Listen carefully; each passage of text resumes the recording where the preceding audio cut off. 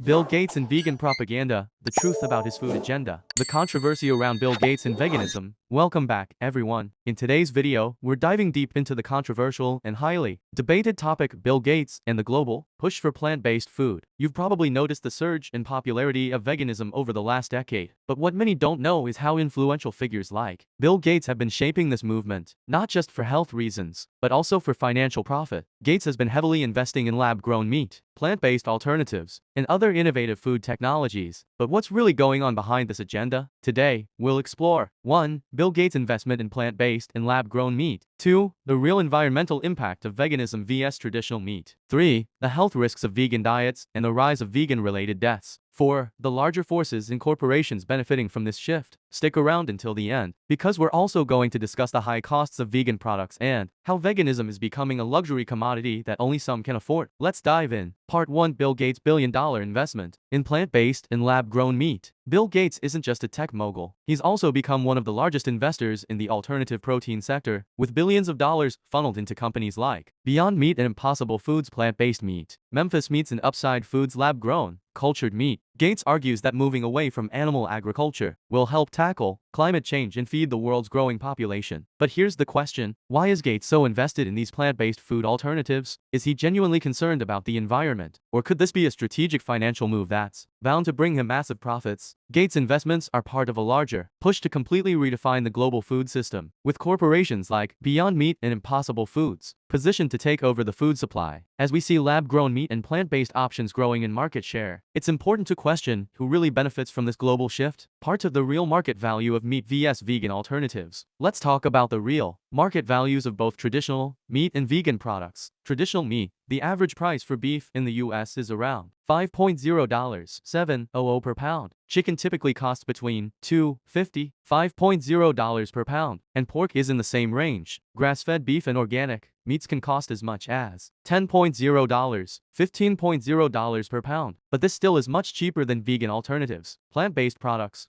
like Beyond Meat burgers cost around $6.0 $8.0 per pound, and Impossible Foods patties are often priced at $8.0 $9.0 per pound. Lab-grown meat is even more expensive, with prices currently sitting at about $50 per pound. The real kicker here is that plant-based meats are priced at a premium, and many of these products are highly processed with ingredients like genetically modified soy, chemicals, and artificial flavorings, factors that could have a negative impact on both our health and the environment. This shift to more expensive vegan options begs the question: are we creating a new food class system where only wealthier people can afford these sustainable options, while traditional meat remains accessible to others? Part 3. The real environmental impact of veganism vs real meat. One of the key arguments for the rise of veganism is the environmental impact of traditional animal farming. Livestock farming does contribute to carbon emissions, deforestation, and water waste. But here's where things get complicated. Plant-based products also come with their own set of environmental costs. Monocropping, growing just one type of crop, such as soy or corn, leads to soil depletion, pesticide use, and loss of biodiversity. Soybean farming, often used for plant-based alternatives, is particularly harmful to the environment, especially when grown on deforested land in places like the Amazon rainforest.